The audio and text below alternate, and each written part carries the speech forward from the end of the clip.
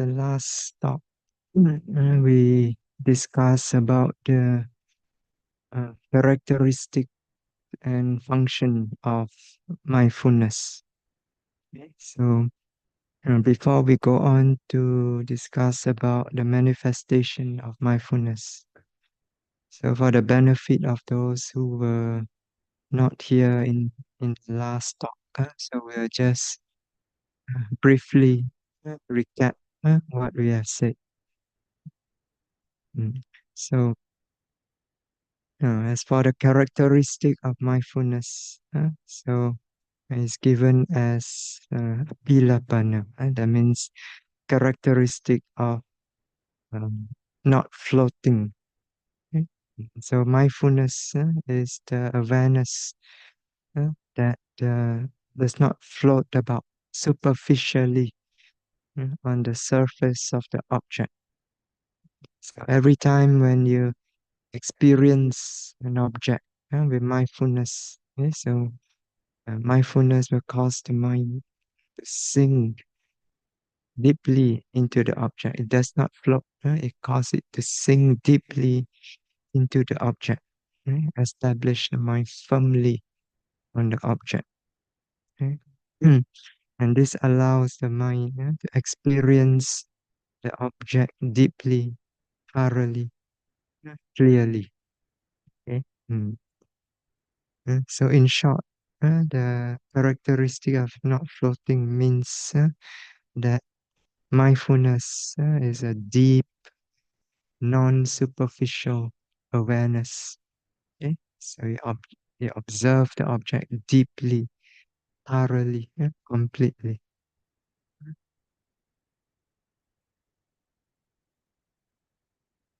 Mhm. Then as for the function of mindfulness, is given as asammusa, non-forgetfulness. Okay? So mindfulness carries out this function of non-forgetfulness. This means that it does not allow the mind to forget the object. So when mindfulness is present, okay, so awareness is so well established on the object that it does not allow the mind to forget the object, to take the attention away from the object, to abandon the object or drift away from it. Okay, so the attention remained firmly fixed on the object. Mhm. So this helps to develop samadhi. Okay? So when mindfulness continuously exercise its function of non-forgetfulness, so it keeps holding the attention on the object without allowing the mind to forget the object or to abandon it. So continuously it keeps holding the mind on the object. So over time, gradually the mind becomes more and more fixed on the object. Okay? So samadhi develop as a result of this. Okay? Mm.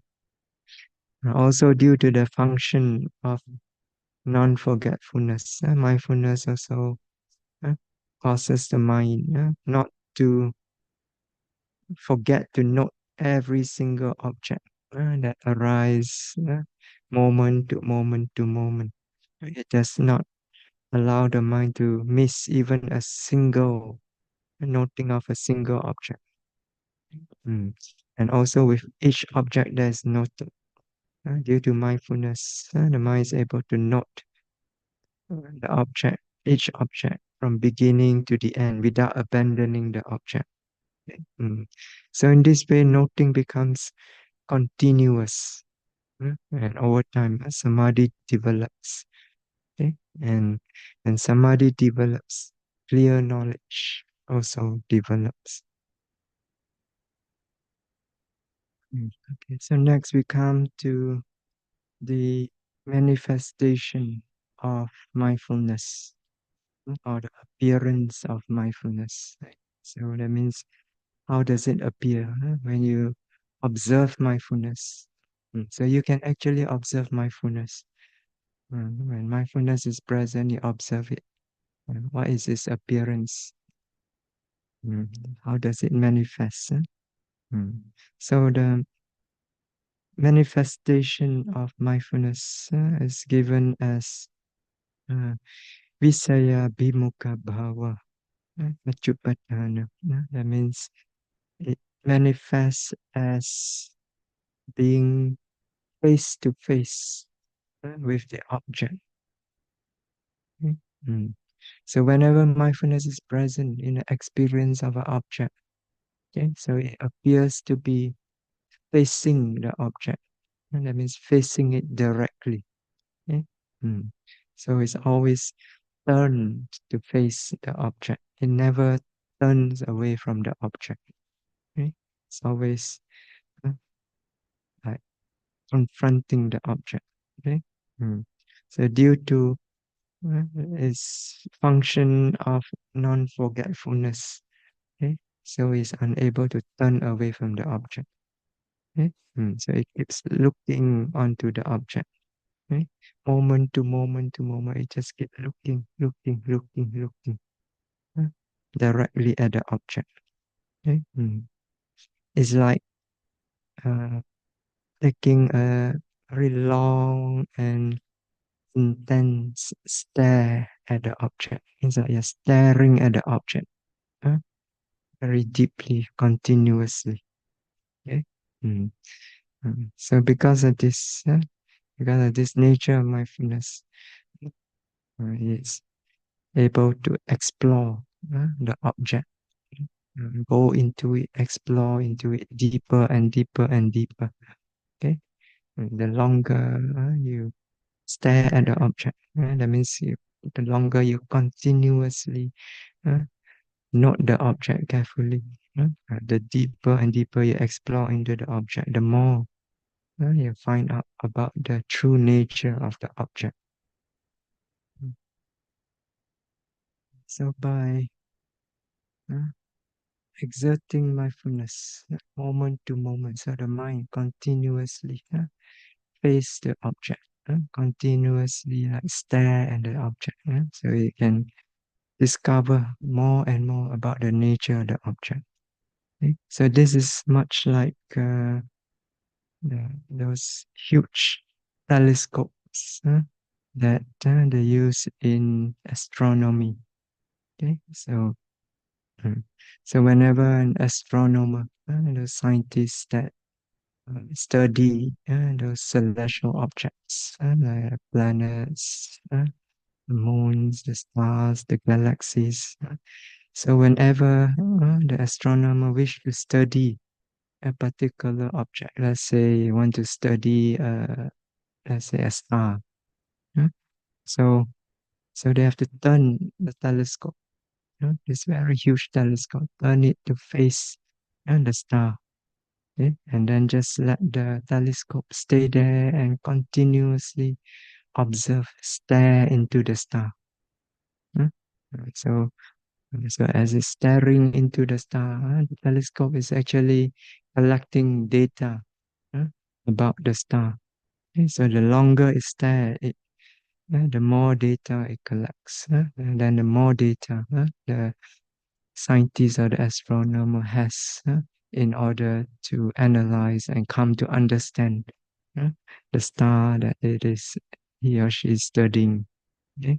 Mm. So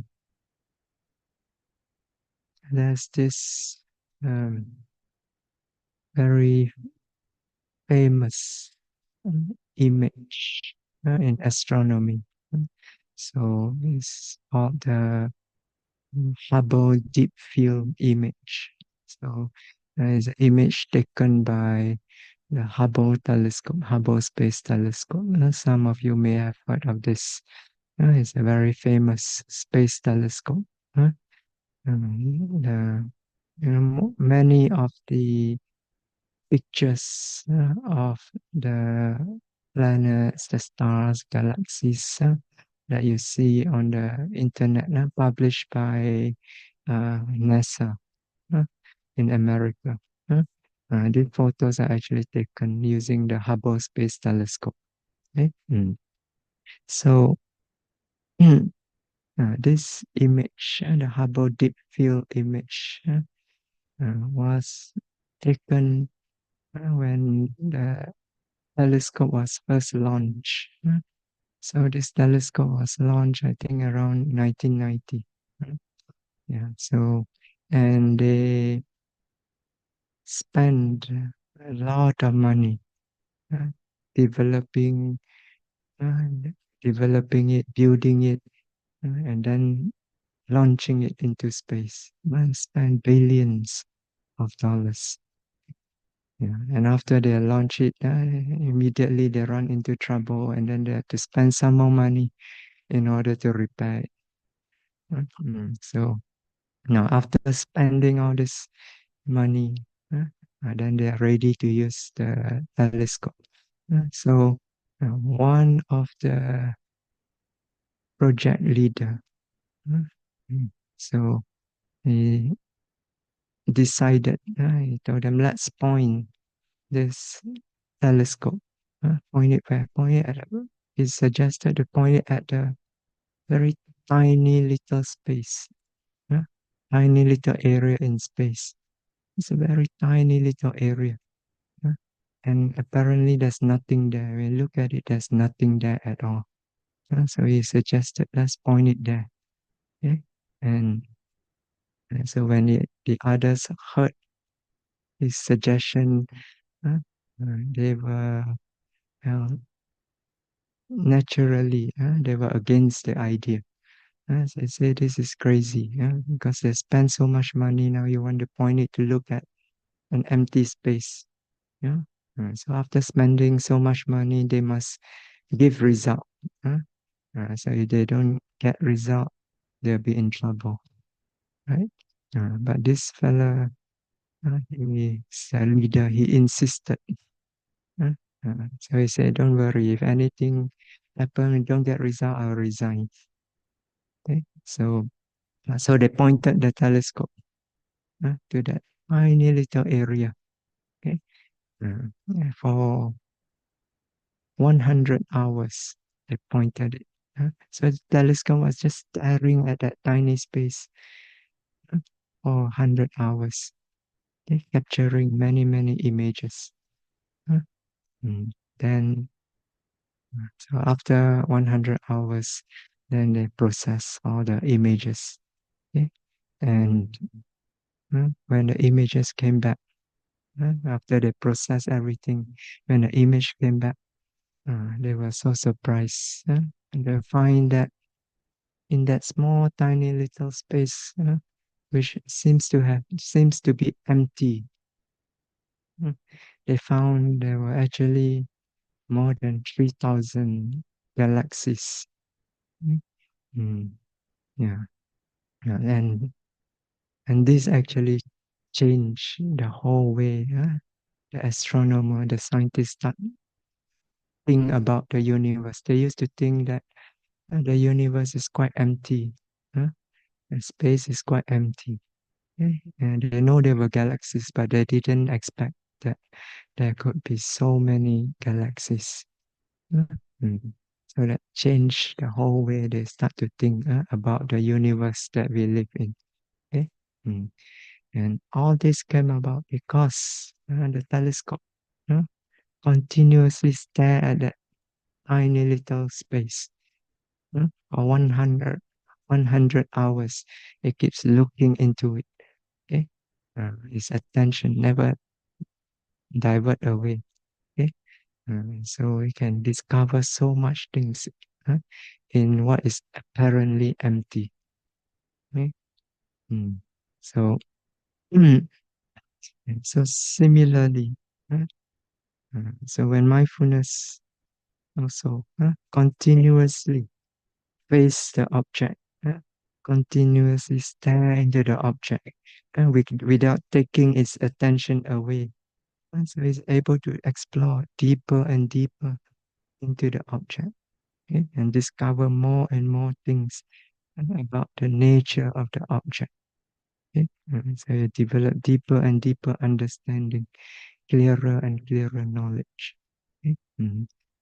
So therefore, yogis, so whenever you note the object, don't immediately say, it's the same thing again and again, it's the same thing. Or say, there's nothing there, not much to see. Keep looking, keep continuously looking, nothing. Okay?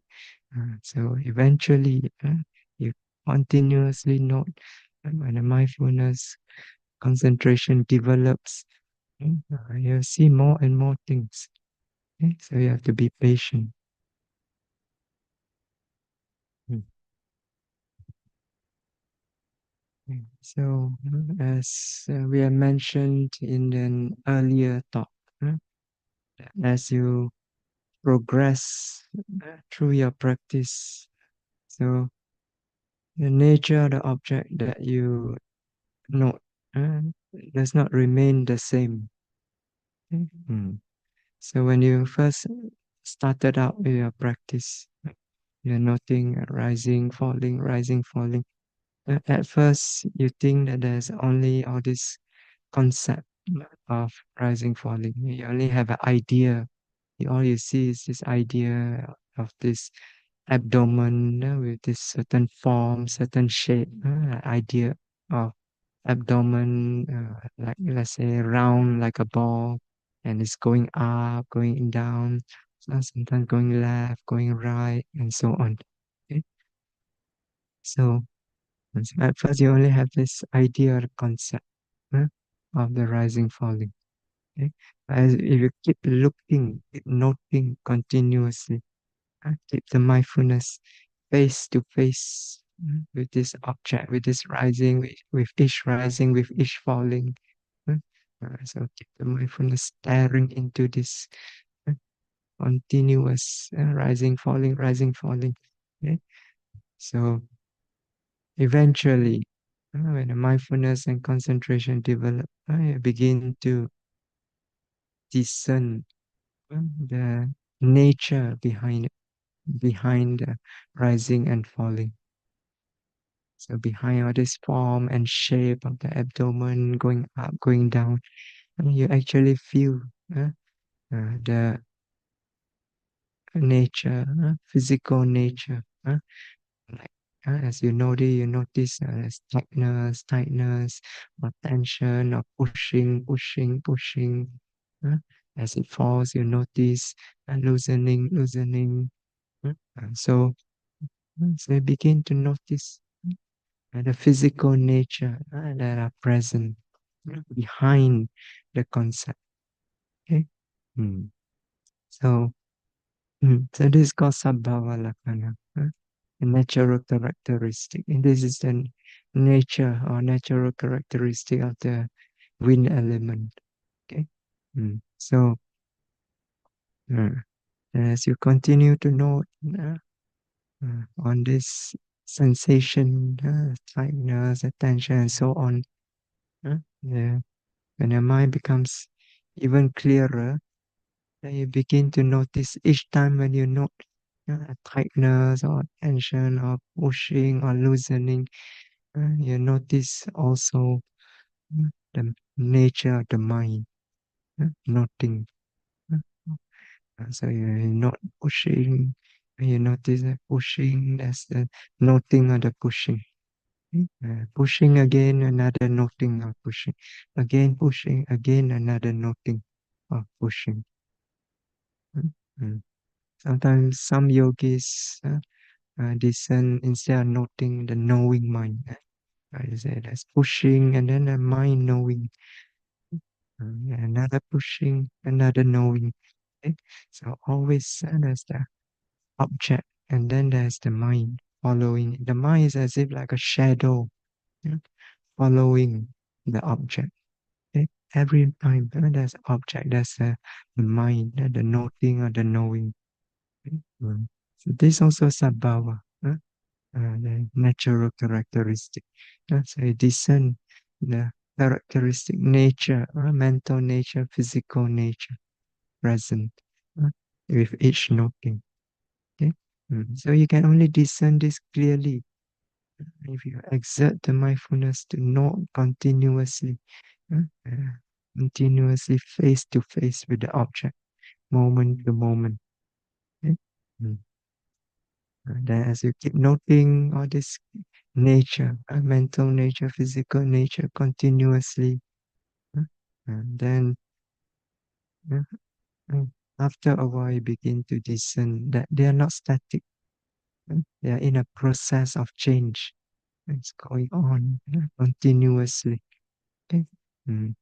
And the tightness become tighter, or become uh, looser and looser, for example. So it change. It doesn't remain static. So you follow. As you keep noting, you begin to realize it's in a process of change. It never remains static. Okay? Mm. So, and if you continue noting this process of change continuously, no. Yeah. Mm. After a while, uh, mm, you start to discern the change clearer and clearer. When it becomes very clear, you notice actually uh, there's only arising and disappearing of this nature. Uh, Each nature that you notice it arises and disappear. And so moment to moment, there's only mental, physical nature arising, disappearing. Okay? Mm. Mm. So when you notice this, you realize that actually even change is an illusion. Even if you say change, the process of change is an illusion. Mm. There's really no change. There's really just continuous moment to moment arising and disappearing. And it gives rise to the illusion of change. If you do not note it carefully, you, that you see is change. If you note it carefully, you realize moment to moment there's just mental, physical nature arising, disappearing. Okay? Mm. And if you continue to note this process, never ending process, arising, disappearing continuously, eventually you arrive at discerning the nature of impermanent, nature of suffering, mm, nature of non-self. Okay? Mm. And you keep noting this nature of impermanent suffering and non-self continuously.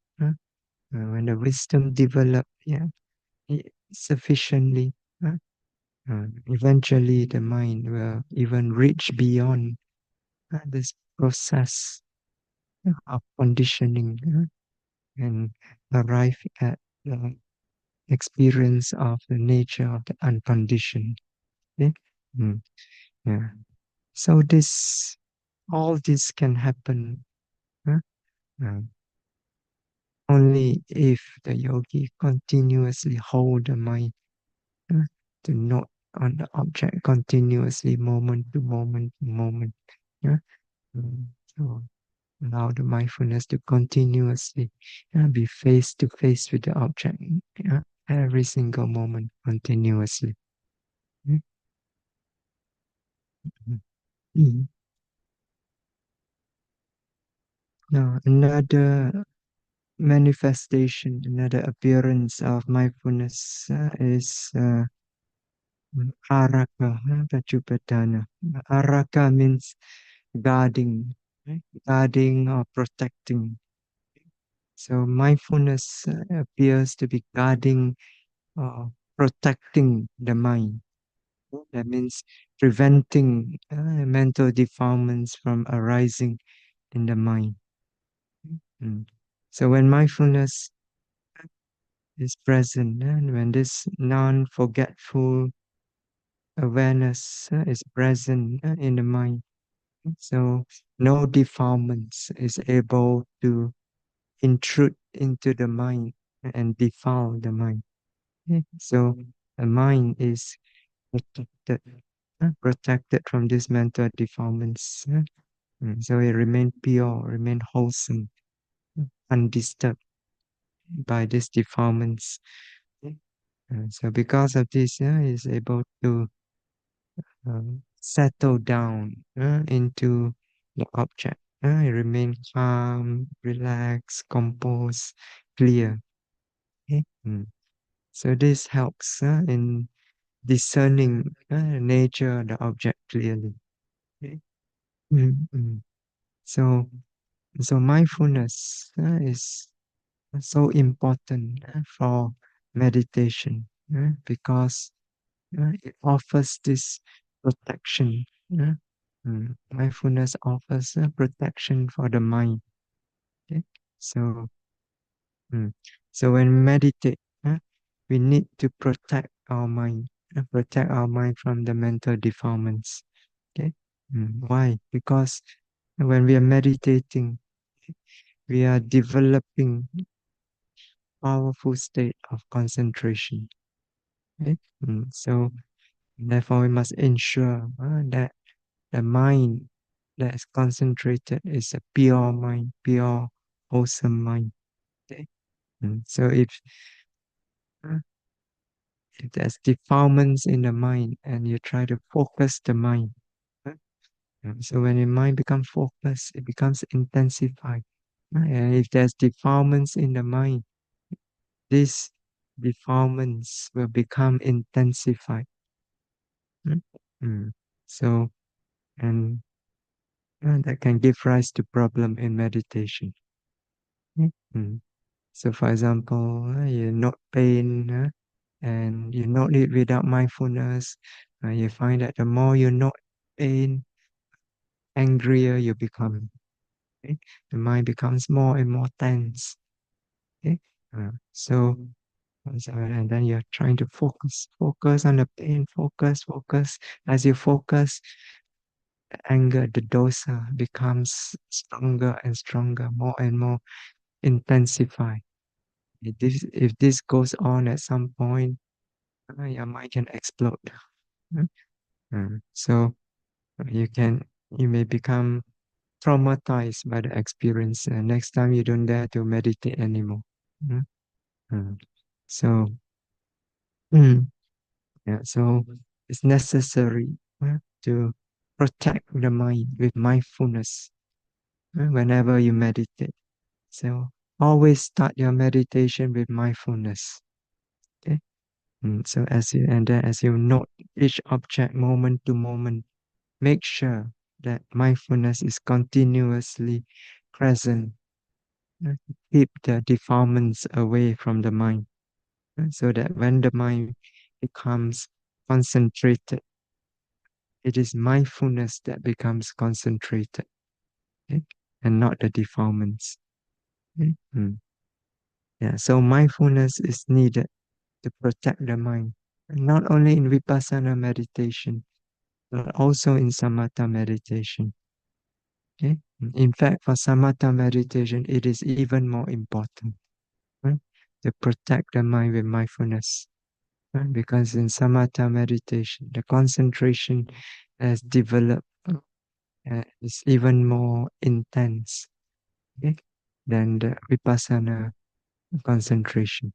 Okay? So therefore, you need to protect the mind with mindfulness.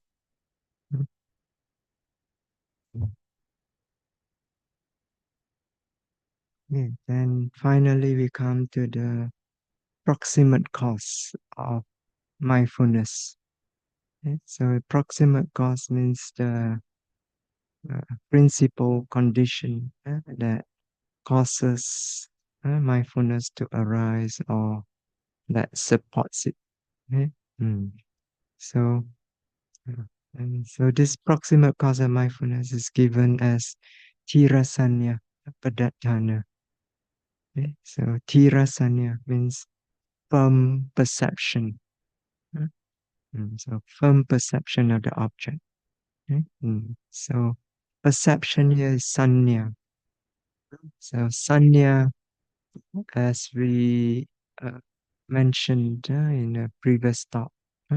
So sanya, you can understand it very simply as the mental state which uh, recognizes the object.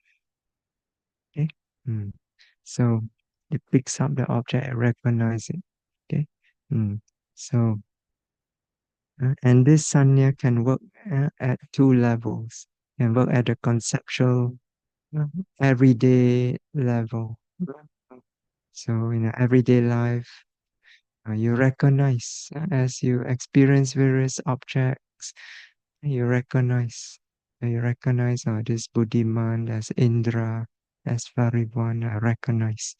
So you recognize, this is a microphone, uh, and this is a chair, and so on. You recognize. So that mental state that recognize, that is sanya.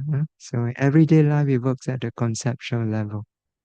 But when it comes to the practice of vipassana, so when the yogi has managed to bring the mind into the experience of vipassana, then sanya will work at another level, work at the level of bare direct experience that is stripped of all concepts. So it just pick up bare nature.